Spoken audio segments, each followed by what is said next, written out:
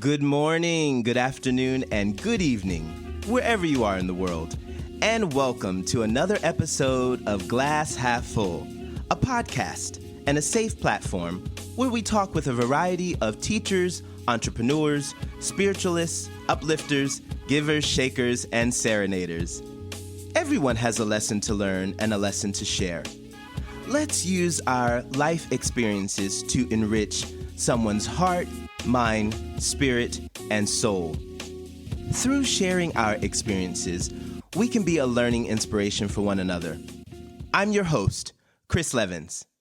Let's welcome today's guest. Today's guest is Timi Orosz.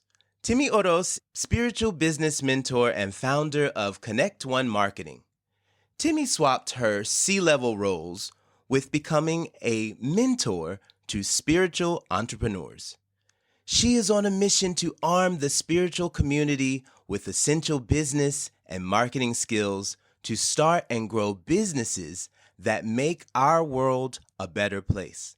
Let's give a warm welcome to Timi Orosz. Hi, Chris. Thank you so much for having me here. I'm super excited to have this chat with you today. Thank you so much, and good morning to you. Can you tell everyone in the world where you are today? Yes, right now I'm in this sunny, beautiful island called the Canary Islands, which belongs to Spain in Europe. So I'm located here. I've been living here for a couple of years, but I've traveled around to a few places already. I used to live in the UK, in Malta, and for a little while I also lived in the jungle in Sri Lanka. So maybe we can talk about that as well a little bit, how I ended up there. So I love traveling and exploring, as you can tell. So I can't wait to dig in and explain a little bit more about what I do, how I ended up here, and how I use my mindset to maybe change things a little bit up in my life and in my career as well. I love it. Yes, we're going to get into the nitty gritty. What time is it currently for you? It's 10 o'clock in the morning on a Friday, so I'm super pumped up and feeling energized before rolling into the weekend. Yes. And I believe it's quite late in the evening, isn't it? Yes, it is. It's a little after 7 p.m. here on Friday evening in Tokyo. So we thank you for taking some time out to be a guest here on Glass Half Full, for sure, and No a good worries. morning. sunny good morning. Yes. Okay, we're going to jump right on in. I like to ask all of my guests this first question. I believe that our lives are in spiritual design. Can you share your life layout or blueprint with everyone? How you grew up, your family lifestyle?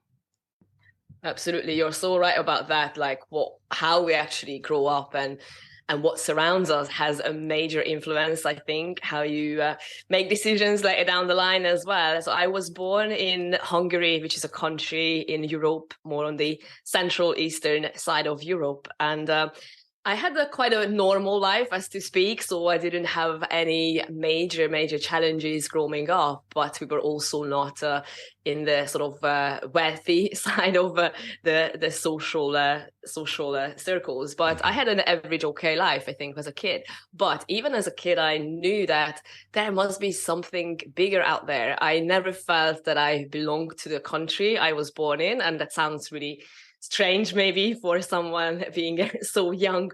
And when I was around 6 or 7, I used to be asking my mom questions like, where does the universe start, and what is the what is the meaning of life, and really deep philosophical questions.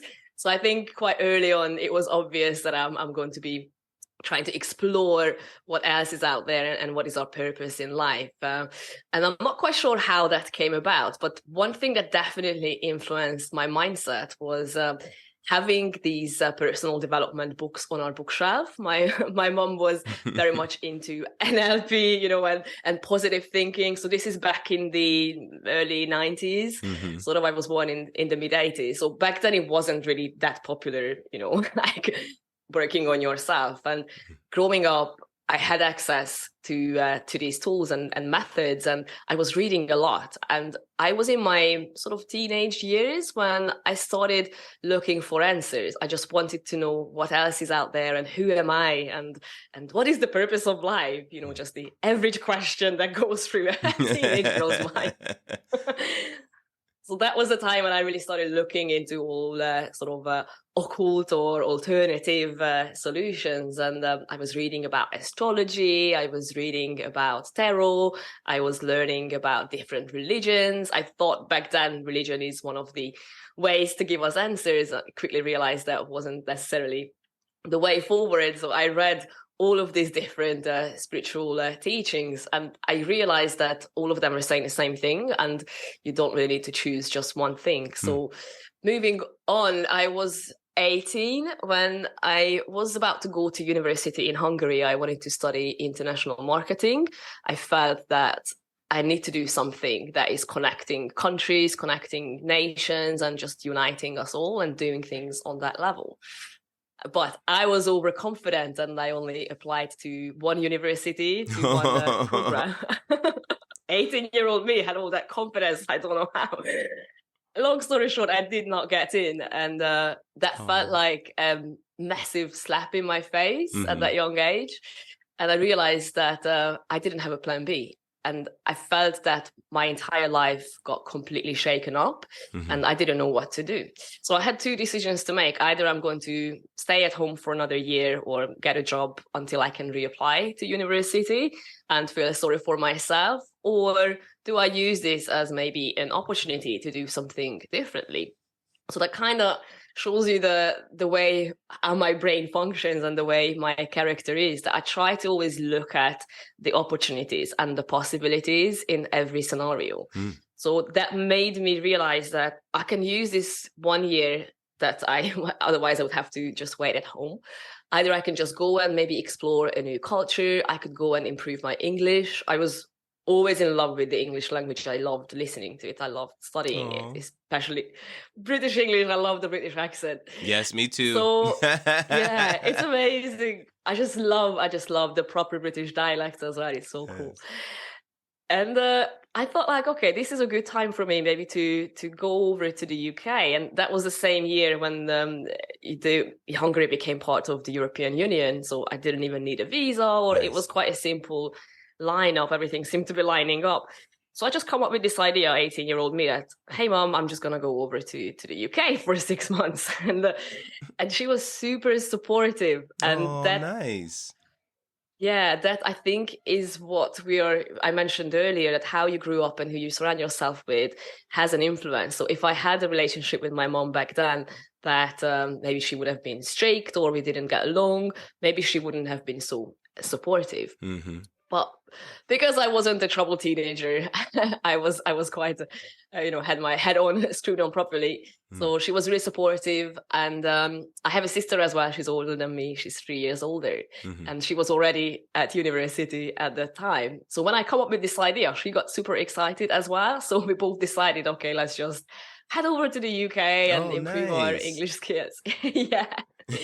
So this was sort of a beginning of summer, and by October both of us flew out from the nest and headed over to the UK, but separately. I went over.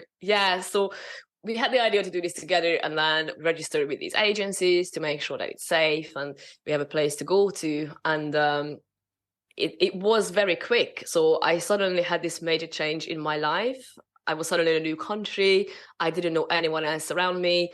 I had people speaking this weird language. I was in the northern part of the UK as well, where the dialect is a little bit thicker or stronger. Yes, not what they teach you in school. It is thicker in the north.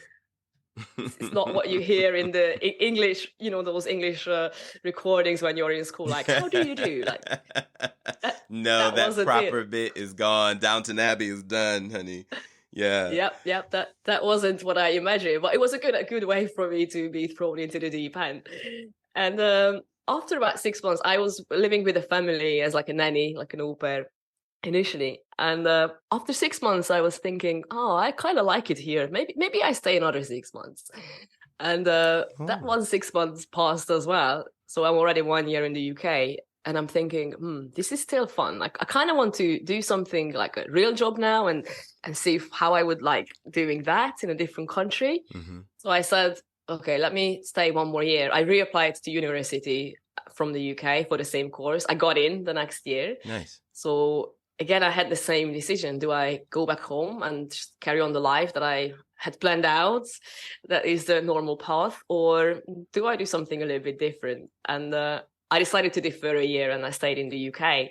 I started working in hospitality. I loved that independence that it brought me, that being able to, get my own place and provide for me as well and have a decent life, meet new people. Mm-hmm. I built a really good network and support system and friends around me.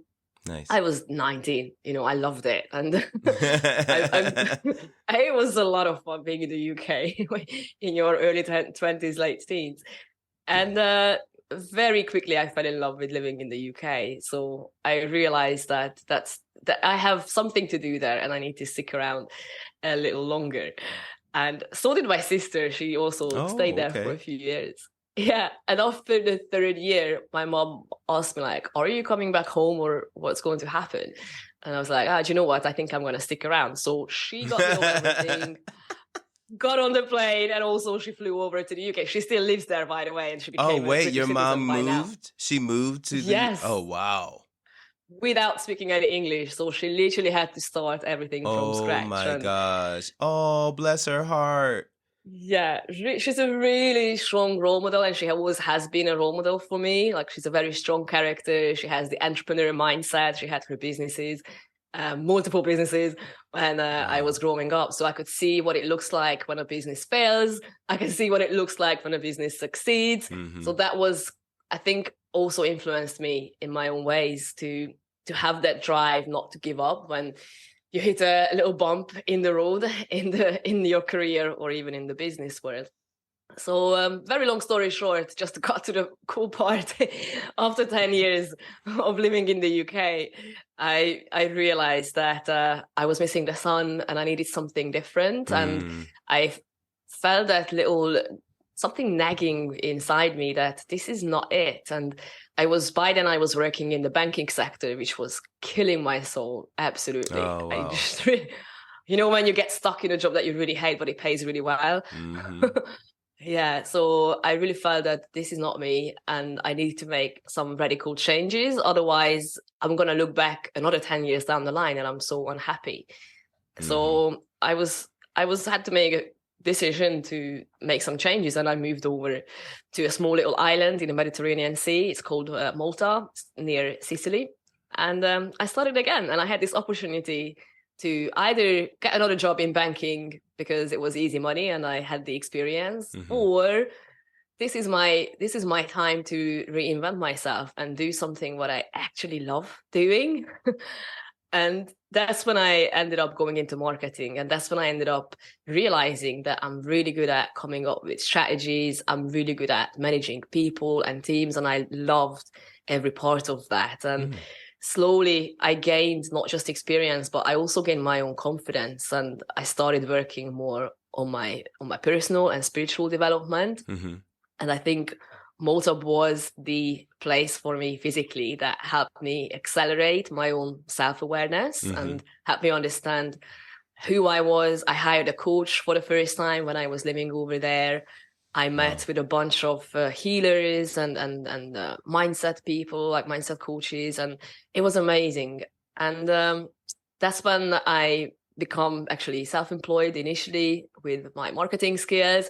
And I landed a client who was just about to open a startup company within the real estate market. Mm-hmm. And very quickly they realized that I delivered amazing results and I loved the team, I loved the vision. So they offered me a role to become a marketing director. Oh, wow. It happened so quickly. And it was obviously after I had my coaching as well. I was really focused. I knew what I was doing. I became a lot healthier in my daily habits. So I was very conscious about what I was doing, and the results were there. So if you guys are listening now and you're not quite sure what to do, just first of all, decide what you want to do and stick with it, because then, mm-hmm. it does become your reality. And when the startup company decided to open a new company within their group, which was within the tourism sector, going back to my roots, okay, so 18-year-old me working in hospitality, and then 15 years later, I ended up getting the opportunity to become CEO of that company, opening a hotel. Wow. Amazing. It was amazing. A lot of work though, but I loved it and I gained amazing skills. But at the same time, I burned myself out really, really severely. So this is quite a common thing when you love what you do, but something is missing and it's not fully in line with who you are, you're going to end up burning yourself out. Have you ever had something like that when you felt like, oof, this is a bit too much? There have been jobs that I have worked where I felt like this is enough, or I need to leave now. You know, like this is that point where you feel like I just can't take it anymore. I've got to get out now, because this is it. You know, that sense of just feeling, like you say, feeling stuck and, a bit unhappy about what it is that you're doing. Absolutely. I'm sure there are many people out there who can resonate with that at some point. We all had those jobs. Yes. And the strangest thing with this one, when I became a CEO, when I was still a marketing director, so I was juggling a lot of things at once. And I felt that, everything, all of the goals that I planned, the financial goals and, like the ego-driven goals, like having the title, having the car and the money, I was ticking them off, and something severely was missing. I was not happy. And that's when it really hit me that I kind of miscalculated something here. Life is not just about having the title and climbing the career ladder. Like, there must be something else to it. And I just woke up one day and I realized that I need to do something. Otherwise, I'm going to do the same thing when I felt back in the UK, and I don't want to reach that point. And the same pattern repeated. I had this nudge coming back in my mind, that little voice getting louder and louder to do something differently, do something that feels more like who you are. So without hesitation, the next morning, I quit my job. I said, I don't know what I want to do. I love everything about here. It's nothing about the company or the people, but I need to work on me and figure out who I am and what I want. So that's how I ended up going to Sri Lanka to live in a jungle for a little bit. Now, why did you choose to go to Sri Lanka? Was there a special reason that you went there? Did something bring you there? It was far away. Okay, you just wanted to get as far away as possible. Yes. I was definitely running, and at the time I didn't realize that I was running away from that situation. I felt that I really needed to go into the other extreme, going from the comfort, going from the material world to reconnect with the basics, to be in a culture that is very different than what I was surrounded with, being with people who are more in tune with nature and just the simple joy that life can bring you, like watching the sunset and those very little things that surround us, and we don't always pay attention to them. True. And I was a little bit angry at the whole success and the business world, that felt that I couldn't be myself and I had to be always strong and I had to always be serious and professional. And I was running away from all of that, I think. Looking back now, I understand. At the time, I didn't. And Sri Lanka was pulling me for some reason. I really felt this inner calling to go there. And I'm so glad I listened to that calling. I actually went there twice. I'm definitely I'm going to revisit again that country. It's a beautiful place. So if anyone's thinking about going there, please do it. It's a magical place. And the people there as well, just wonderful. And that's what changed me. It wasn't the location. It was the people that I met throughout my journey, that they all somehow became messengers in one way or another, because I was really paying attention to what they were saying. I wasn't just talking anymore. I was listening. And that made a massive, massive difference. So it took me a few months in there to realize that I don't need to go into the other extremes. I need to find my own balance, and I need to find what feels right for me. And if choosing success and business and comfort is important to me, there's nothing wrong with that. But I need to do it in a way that is actually meaningful and creates some kind of positive impact. And that was, I think, one of my one of my turning points. And from there, I moved to Barcelona, where I took on a job of a sales and marketing director, but only with a company that was focused on changing lives for the better. So slowly, this was the process. I could talk about it for a lot longer, but I don't want to bore the listeners with that. But it is an ongoing journey, I think, when you figure out how to become your real self in your career. It doesn't unfortunately happen overnight, but you need to be able to pay attention to what's happening, I think. I love that. Yes, to be aware about what's happening around you. And, you know, there's being able to see in the regular eye, and then being able to see in the spiritual eye, you know. And so ideally, some people haven't reached that, so they're not able to get that understanding. What does spirituality mean to you? Okay. To me specifically, and this is just my personal opinion. Yes, of course, I think of course. Spirituality to me means that we are questioning and we are trying to understand why we are here, and we're trying to get a deeper understanding of who we really are, not just on the surface and not what other people see, you know, around us or from us, or how people see us in general, but really understanding who am I and why am I even here? What's the whole point of being on this planet, and what's important? And I think when we start asking some of these questions, we just end up going deeper and deeper, and we keep opening up these new doors that we haven't even realized they were inside of us somewhere in our psyche. And the road gets deeper and deeper. So to me, I think having that drive to understand who we are and why we are here. Nice. And how can we bring spirituality into our business? There are quite a few ways, and people probably don't realize how easy it can be to become more spiritual in our business world. It's the little things that matter. So one of them is that really trying to understand what are your basic values as a human being, not an employee, not a business owner, not a colleague, but as an independent human being. What are the things that are important to you? What are the things that you would fight for, that you feel super passionate about, and how can you bring those into your day-to-day work? So let me give you an example. For me, one of my values is being honest and being genuine. So if I'm going to be an employee of a company that is deceiving customers, or they don't deal with customer complaints in a kind manner, I'm not going to be happy there. I'm not going to feel that I belong there, because it is going against my values, how the company is working. You're right. Exactly. But I do have the powers, even if I'm stuck in a job. Maybe, you know, someone who's listening, they're not in a position to leave right now. So if you are stuck in a job that you feel like, oh, this is going completely against my values, look at yourself. How can I bring more of my values into my day-to-day work activities? And it can be as little as being nice to your colleagues, being nice to customers, being honest with your line managers.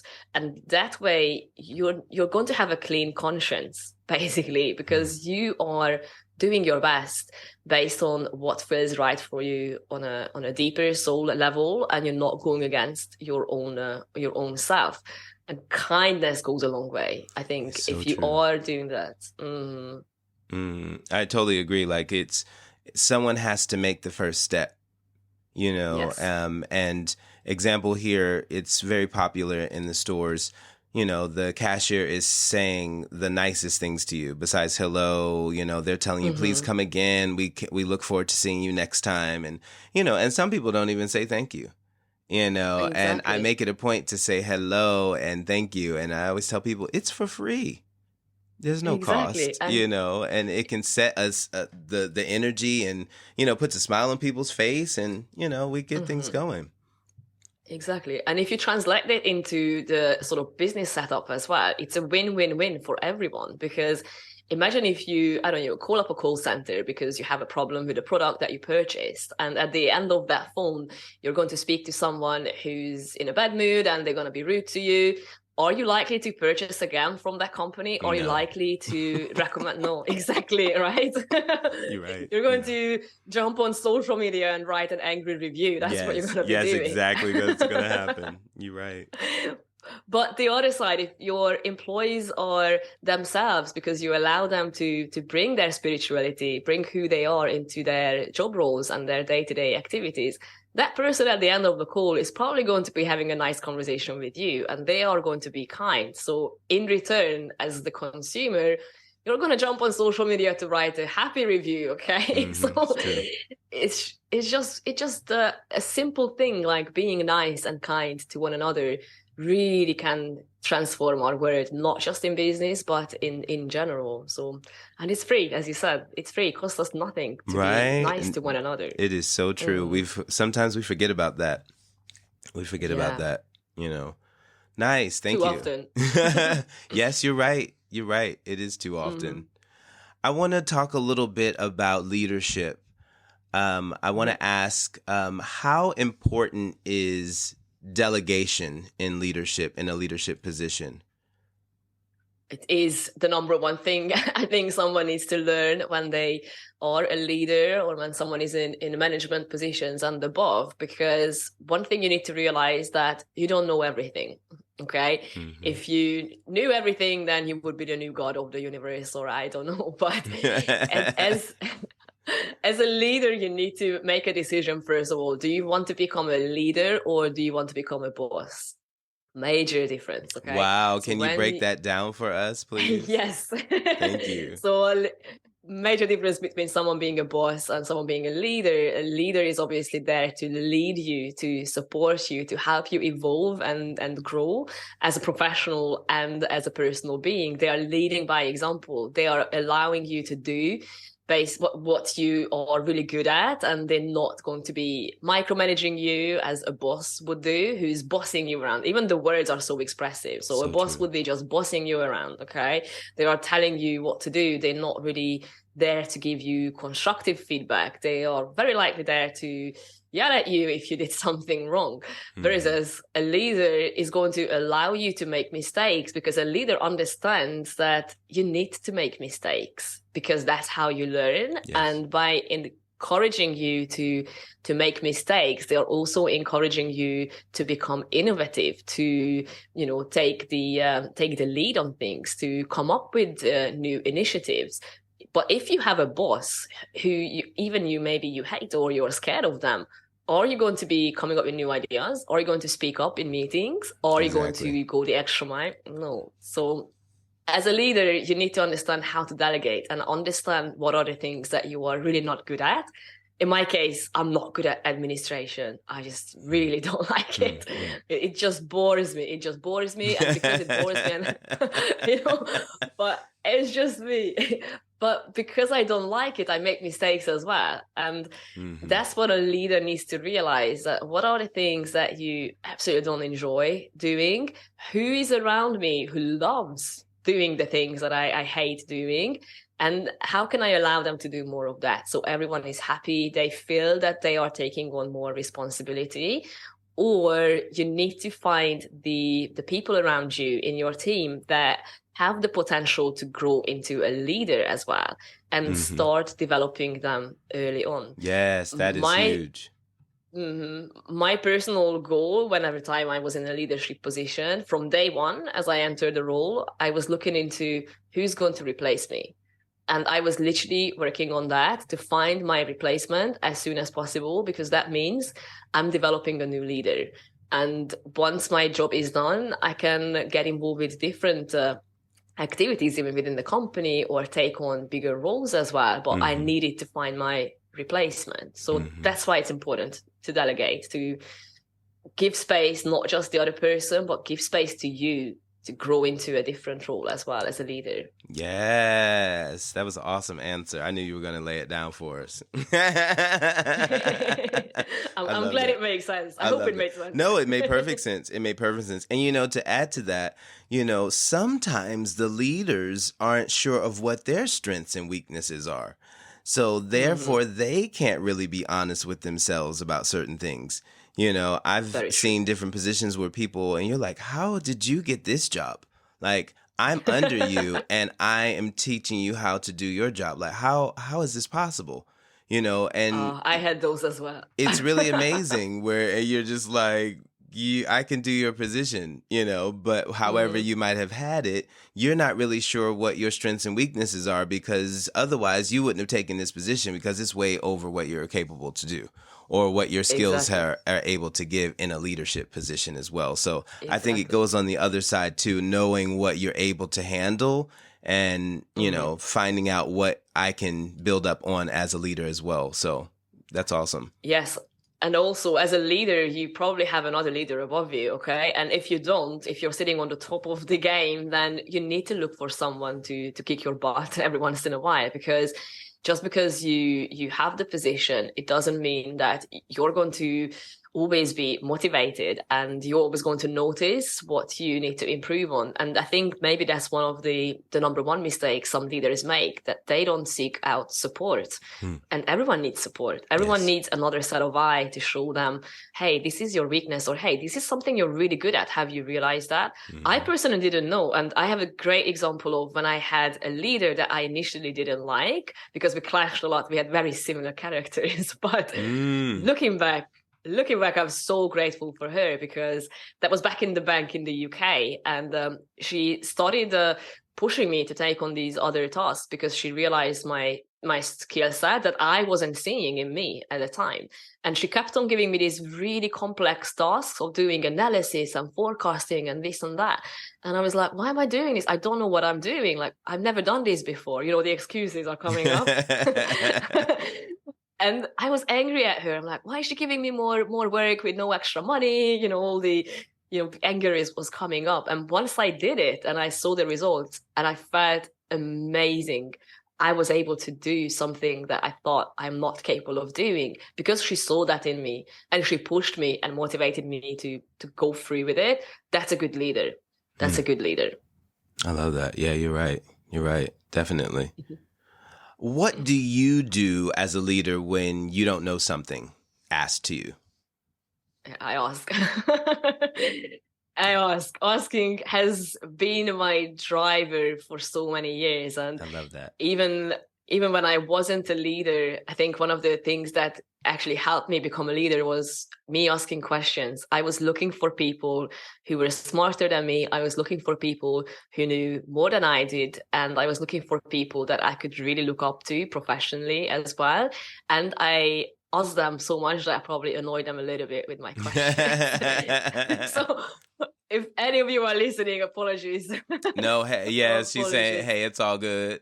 It's all good. But you're right. Asking is great. It's great. We don't know because we don't ask, it's simple as that. Definitely. As a leader, no one is expecting you to know all the answers. As a leader, your job is to find the answers if you don't know them. And I've never had, not once, a situation when one of my team members asked me something and I didn't know, that it ended up in a bad situation. When I didn't know, I said, okay, leave this with me. Give me a couple of days. I'll come back and I tell you. And I spent those 2 days researching and asking and finding testing and bit of trial and error as well to make sure that by the time I went back to my team, I gave them the right solution and the right answer, instead of just saying something because... Exactly. And a lot of people do that just to feed their ego. And those are the bosses. Remember the difference between the leader and the boss? Yes, those are the bosses. Those are the bosses. And it's nothing wrong. Say like, this is it. It's nothing wrong with not knowing, and together we can have an educational moment. I can learn something new and they learn something new, because then that's education. We're never too old to learn. My grandmother used to say that if you don't learn something new within 24 hours, you've wasted a whole day. And I love that. As a young child, I was just like looking at her like, okay. But now as an adult, it makes perfect sense. And when I learn something new, I'm like, okay, I'm so glad I didn't waste today. Because it's so easy to go through the whole day in repetition of what we always do. Yeah. Not seeking the hunger to find something more or looking for something more. And I think it's also okay when you have one of those days when you slip up and you're like, okay, today maybe I don't want to be that conscious about things, and that's fine as well. So people don't Yeah, need that's to beat human. themselves up. Yeah, that's absolutely normal. But I think the bottom line should be what you said. Just always try to look for opportunities to develop yourself, because when you think that I know everything, that's when you really need the deepest learning opportunity. It's true, right? It's true, definitely. I Yeah. want to change a little bit, and I Mhm. want to ask you, who do you lean on when you're in need of a recharging or filling up? Quite a few people, but I would say my go-to person is my higher self. And this might sound a bit strange, but let me Oh, explain. yes, Because please do. when you feel that you are drained, when you feel that you need to recharge, then it usually happens because you have been going against your values. Okay.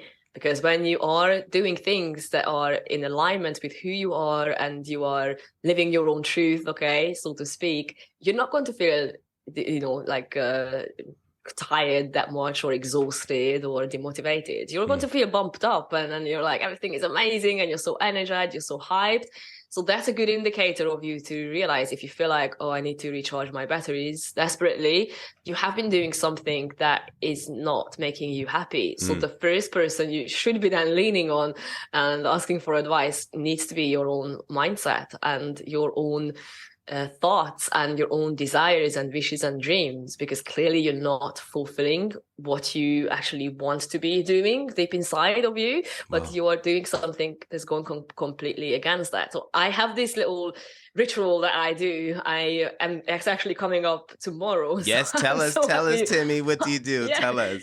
so happy with this. I book myself into a hotel completely alone. Okay. Doesn't matter where I am. It could be just in the next town, it could be in the same town, or I just go away in nature. But the key point is that change your So environment. you actually Go in. leave your home, like you pack a bag Yes, and you roll out. yes, I yes. love that. So I how long are you gone for? It's 1 or 2 days usually. Oh, Even one, I'm going away for one day tomorrow. But that's what really helps me to remove myself physically from that situation that is causing me feeling a bit, like drained or being low on energy. Because when you put yourself into a different surrounding, that already you get all these new, situations happening around you, new circumstantial events. You're having all these impulses around you that are different, different smells, different colors, different everything. mm. Just by going into a new area of a town, or just by going into another city, like whatever you can do, or go to a park even, you don't have to do what I do, booking yourself in a hotel. But if you're able to No, do hey, that that sounds good financially, though. It feels like you're away. You're doing something when you're in a hotel. It's like, hey, I'm away. yep. And I do the whole thing like room service, and just switch off my phone, put it on silent Oh, and okay. We're flight going mode. in So full hibernation. Okay. yes, so it's like a mini retreat in a way, and it really helps me. And I take with me usually a journal and a pen. I'm old school when it comes to reflecting. I love I writing with love pen and writing paper. too. Me too. I get it. It really helps. It really helps. So I try to analyze a little bit, but not in a obsessive way, like what's wrong with me, but more like in a way to understand what do I feel. First of all, what do I feel? Why am I feeling this way? What would I need to do to feel happier, to feel more energized? And a lot of insights come up that way. So if someone is able to do that, just if you can't go into another hotel, another town, just go into another room of your house that you don't Mhm. normally hang out. Okay. I don't know, go start journaling in your kitchen or in the bathroom, whatever you can do. Change your surroundings a little bit, or knock on the Right. neighbor's door like, hey, Right. Go excuse me, to a can I come in friend's for a house. You're right. Like, I need to sleep day? over tonight. Yeah, you're right. Yeah, Just to change it it really up. helps. I love It really that. helps. Oh, that's Mhm. great. That's great. It's like, yeah, let me pack a bag. Sounds good to me. Self-care, self-love and self-care, it Self all love starts is with that. important. Well, if you don't take care of yourself, who is? Exactly. And if you expect to have to feed other people off your plate, you have to make sure that your plate is sturdy enough to be able to put things on it to share, number one. And so ideally you have to take some time for yourself. That's very important. Exactly. Definitely. And there's a really good saying that it sticks with me for so many years. The saying is that you cannot pour from an empty glass, and that is so true when it comes to that. So true. You're right. If your glass is empty, how can you give to others? How can you be kind to others? How can you love someone else if you are not loving yourself? If you're not being kind to yourself? If you don't care about yourself? So. Yes. You can't pour from empty glass. You're right. And, a friend once told me that there was a difference between being nice and being kind. And I had never really thought about it so deeply. I felt I was like, oh, and then she explained the difference that kind is that if, you ask me for $20, but if I have it, but if I give you this $20, then I'm broke. That's kind of, you say, no, I'm not going I can't give it to you, but maybe I can give you $5, Yeah. And then nice is like, okay, I'm going to give you this $20, even though I know I can't because I need it myself. And now I'm put myself into some type of place of that's not good for me. That's such a good example. And I was like, oh my gosh. And after that, I realized like, wow, it is very true about the difference. And, I've been at that place to give too much of myself when you feel like, you shouldn't have done that, and now look at you. So do what you can when you're able to. Exactly. I call this like the Mother Teresa syndrome because we want to save the world. And I actually have a tattoo on my arm from Mother Teresa. She has like a poem. I can't remember the name. I think it's called Life. And there's this one line that says, life is a game, play it. So I have that tattooed on my arm so I can see that every day to remind me that I'm here to play. Yes. But nice. Yeah, I had this tendency before as well that I wanted to save everyone and I wanted to save the world and not save myself first. So yeah, I love that example that your friend said. So true. So true. Yes, it was an eye opener for me. Definitely. Can I ask you, what color describes you at this point in your life? If you had to give yourself a color. I love these questions. My creative brain is jumping up and down. Let it free. Let it go. Let it go. Yeah, I'm probably going to say my intuition is going to roll with turquoise, that sort of nice blue that you see when it hits the ocean and it gives you that warmth, that excitement, that creativity. And also, that is the color I chose for my own brand as well, for a reason, because I love that color in general. And I love what it represents, like being the color of the throat chakra as well. So that's all about communication to me. And I love communicating and I love educating and having conversations like these. This is my favorite hobby, to have meaningful, deep conversations. So that is very important. And probably that's why I would choose that color, the communication part. It's such a big part of my life, not just business wise, but in my personal life, that even last night, me and my partner, we stayed up, I don't know, until like midnight, just talking about deep philosophical things. It was so cool. Yeah. So yeah, turquoise. Wow. What about you? I'm curious though. I am on the almost turquoise, but green, emerald green. Nice. And it is my birthstone. I just think it radiates with luster and also with, but not too bright, not overshining. I feel that it's very confident in its own glow, that it doesn't overpower, but it works well with others. So it's in my... Beautiful. In my being. Thank you. Beautiful. Thank you. Yes. Thank you for asking me. I was really curious. I told you the creative brain is trumping. I needed an answer. Yes. No, we love it. We love it. We love it. Can you tell me what brings you the greatest joy? I'm sure it's probably something we just mentioned. You did say talking, but is there anything else that brings you the greatest joy? Probably when I'm following my intuition, and this might seem like a too simple answer, but every time when I look back on my life and I look at some of those major milestones when I felt the happiest and when I felt that I experienced elevated level of joy, those were always happening when I was ignoring the rational mind, when I was ignoring the ego, I was ignoring that little voice in my head telling me like, don't do this, or you can't do this. Okay. But when I did things because, I felt right, even though it didn't make sense to others. When I quit my job as a CEO, it didn't make sense to others. It was such a not a rational decision. I just went with my gut feeling, and it led me to amazing things.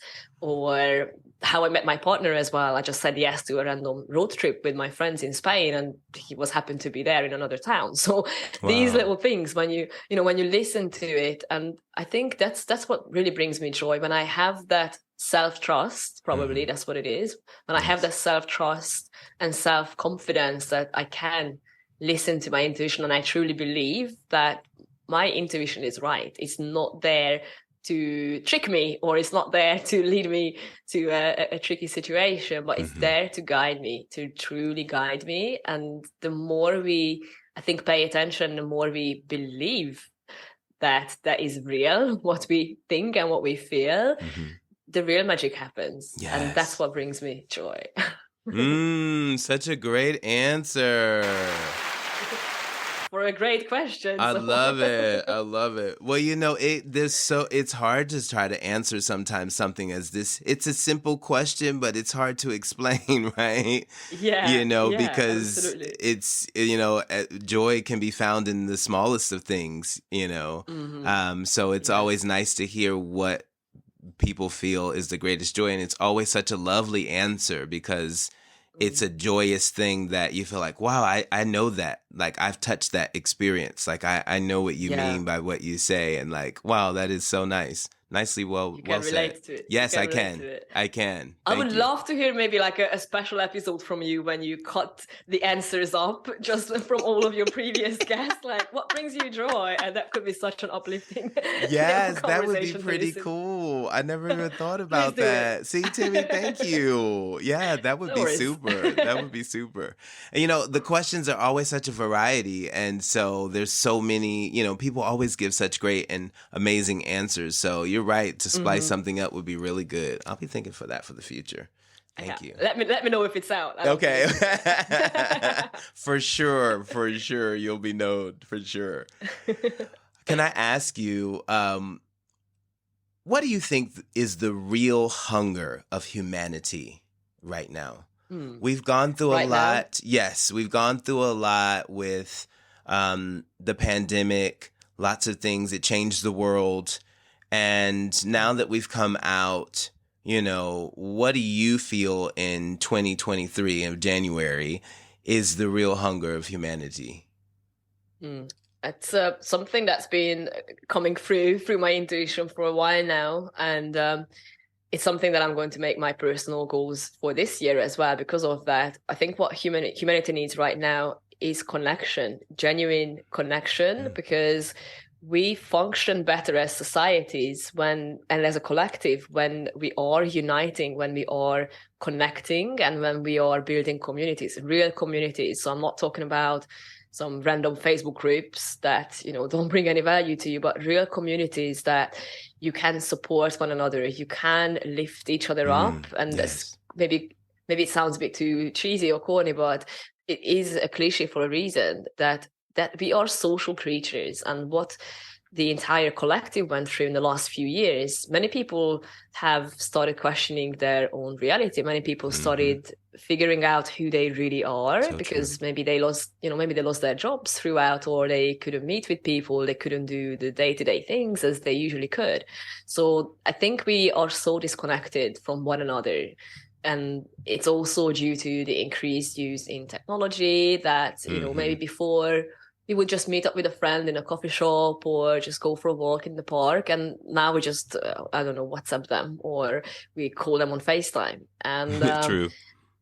That has taken over, I think, the little genuine connections that when you can be in a quiet room and just really listen to one another, when you really be there for one another, and conversations like these, that's why I love, being on podcasts, because I get to meet with amazing people, and without these connections, I would have never maybe met you, or you never know. Who knows? You're So right. You're these, right. I think that's what humanity needs, being genuine when we are reaching out to one another. And let's build some well-functioning communities that is about truly supporting each other, because we all need some support one way or another. And we are amazing creatures when we unite and when we come together and collaborate, versus when we are fighting. And we can be really destructive, but we are destructive when we are not uniting. When we are disconnected, we destroy. When we unite, we build. So I chose building. I love that. Yes, build. Yes. We love that. That was awesome. That was a great answer. Are you going to tell me if I give you a bad answer, or I'm curious? Oh my gosh, there is no bad answer. Not at all. Not at all. Joking. Yeah, no, there's no bad answer. I want to ask you, what is one question everyone should ask themselves? Oh, there are so many. If I really have to narrow it down From one. Timi's mind, what do you think there's lots of things we could ask, but something you feel like everybody should ask themselves this, maybe something spiritually, maybe something that's not business-wise. I think, the number one question, if it has to be only one, it would need to be, why am I here? Ooh, yes. Okay. I think it starts with that. Like, try to understand, ask yourself, why am I here? And that can be asked in two situations. One with the deep existential one, how I meant it, like, why am I here on this planet, in this body? And you can keep repeating the same question in actual scenarios. Like, if you hate your job, ask yourself, why am I here? Okay, in that job. If you are, I don't know, with a partner that you're not being yourself around them, ask yourself, why am I here? Mm-hmm. If you are, I don't know, traveling to a country that you don't want to go to, but your friends convince you, ask yourself, why am I here? So I think that's a good question, because it has so many layers, how you can use it, and so many ways to start to make you think. And that's the key here. Like, the questions that we ask ourselves need to trigger some deeper level of thinking, and that's how you elevate your own level of consciousness, by thinking and using that beautiful organ inside your head called your brain. It is probably my favorite body part, if we can call it that. Use it. You've got a brain for a reason. Start using it. Yes, it's true. You're right. Use it. Yeah. I love that. So why am I here? Go with that. No, it's a great question to ask, right? It is definitely a great, and I'm sure a lot of people have never asked it to themselves. We think like it's a wow. When I said, I was like, wow, because it's a big question, but I bet a lot of people who are listening in to this have never asked themselves that question, because some people don't even want to know the answer. They don't even want to dig that deep, because it's a deep dig. It's a deep dig, but I think that it's a great question. Love that. Yeah, maybe I should have put like a bit of warning before that, because once you start asking this question to yourself, you're going to have a bit of an existential crisis.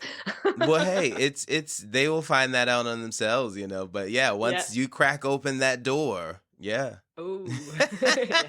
things will not be the same again. Things will not be the same. Nope. But we want to shake it up a little bit. We want something different. We want to feel like we're growing and we're stretching and we're bending and twisting. Absolutely. So normal is boring. We want to feel like we're doing things, we're being outrageous. I love that. Yes. I love that. Yeah, so do I. Can you tell us, what is the difference between your job and your work?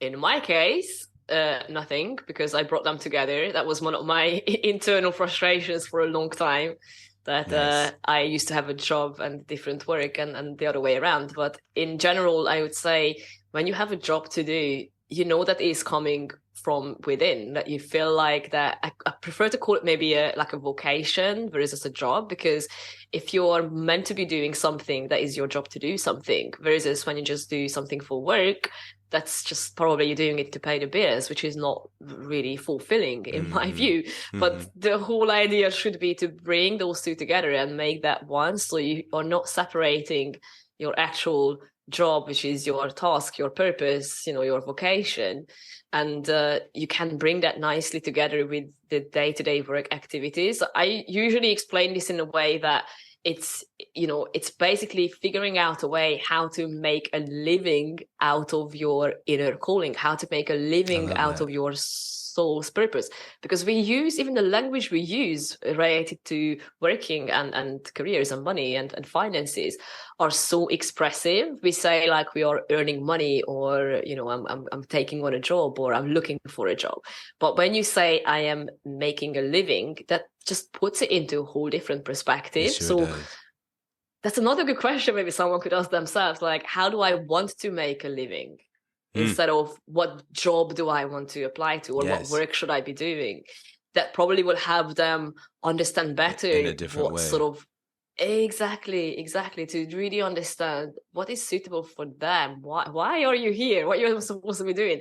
How do I want to make a living? And for me, when I asked myself that question, because for a super long time I had no idea, and I had this internal frustration that I just took on jobs because they look great, and I learned as well, yes, but they were not in line with what I was meant to be doing. And when I asked myself the question, how do I want to make a living? How do I see my day-to-day work activities playing out in line with who I really am?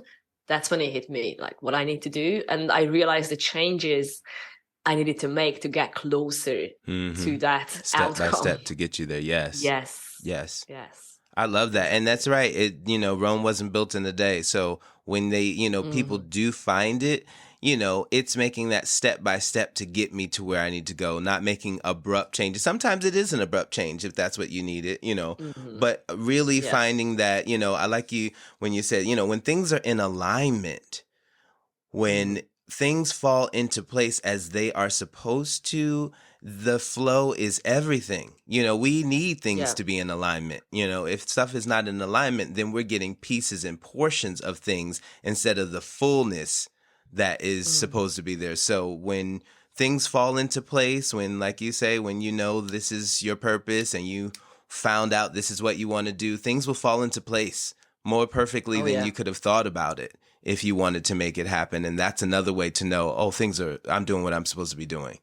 I'm not hitting these bumps or these things that are dragging me down. I always tell people, my sister used to say this, the signs are all around us. People are trying to do stuff and, they have trouble at this corner and they try this and they have trouble with that. And it's like, well, maybe you should let it go because it doesn't seem like this is the right way you're supposed to do it. But they still continue to try and push. And in the end, it's a big mess. Because when it's the right way to go, the flow and the alignment is there, and it just goes so easy. There's no rough, tough. Things fall into place, just as they should. And it's a great way to know you're where you're supposed to be or in the situation that you're supposed to be at if things fall into place. Absolutely right.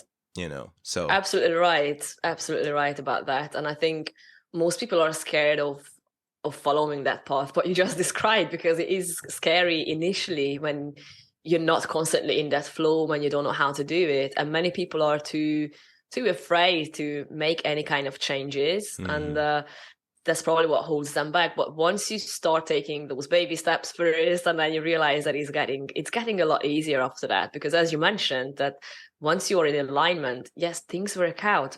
Nobody knows how this works. You don't need to know the how, but it just happens. Like somehow it works out. Just enjoy it. Yes. It's so true, right? It's so true. Yeah. I like to close with asking all of my guests this final question. Is your glass half empty or half full? Oh, for sure it's full. or I would say, like, what glass? No, I'm joking. I used to say this as well, like, I drank it. I'm the opportunist.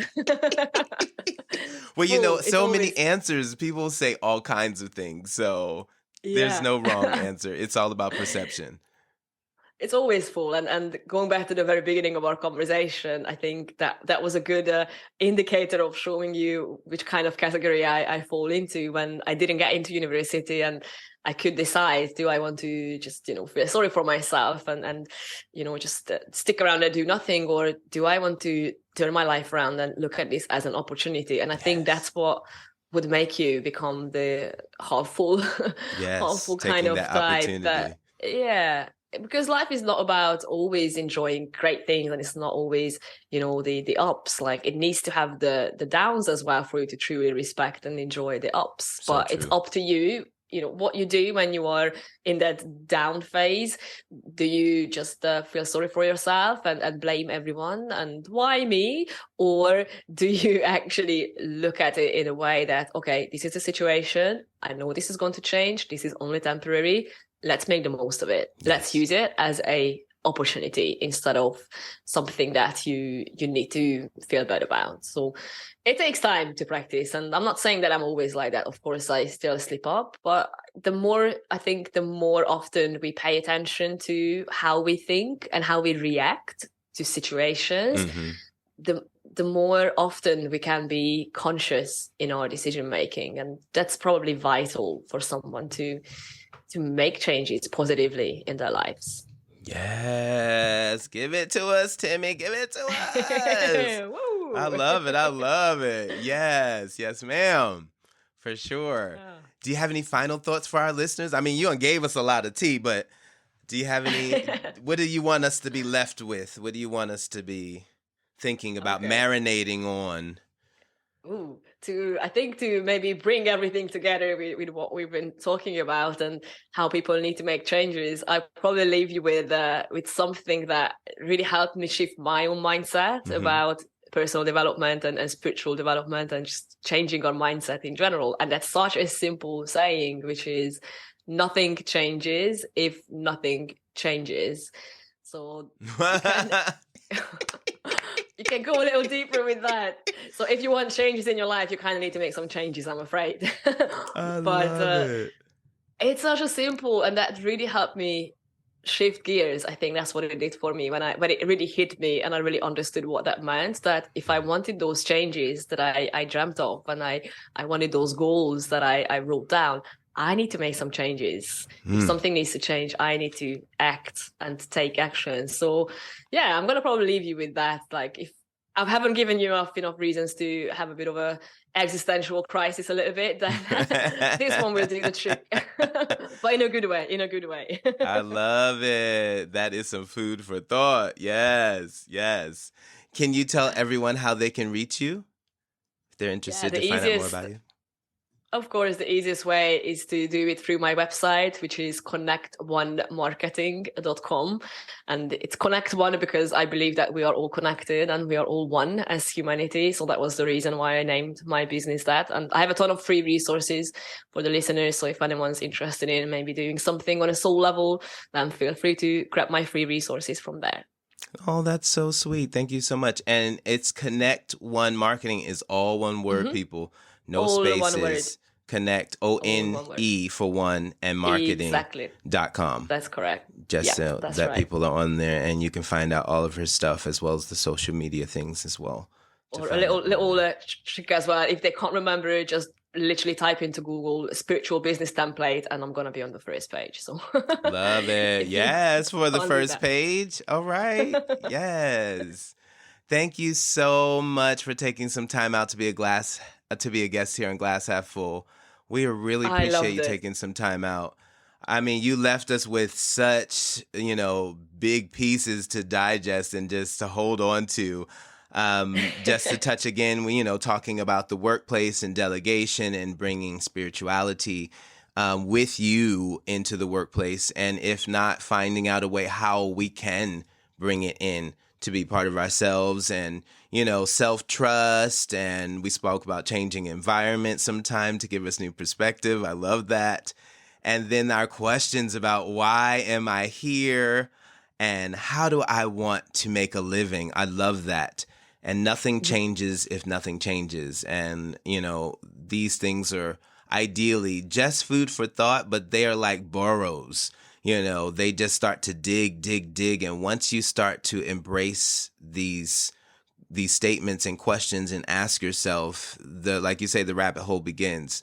But this is why we're here, people. So get on with your rabbit holing. Get on with it. Thank you. So yes, awesome. Thank you so much for having me. I really love the questions, and I think what you're doing is amazing. So keep on listening to the episodes, guys, because I think this is so mind expanding. So thank you for having me here. You are more than welcome. Thank you as well. You have an awesome day. Likewise. Thank you. And thank you to all our listeners listening in to another episode of Glass Half Full, a podcast and a safe platform for everyone to share their life experiences. Once again, I'm your host, Chris Levens.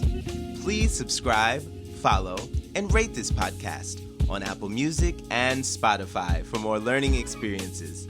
Until next time, know you are blessed. See ya.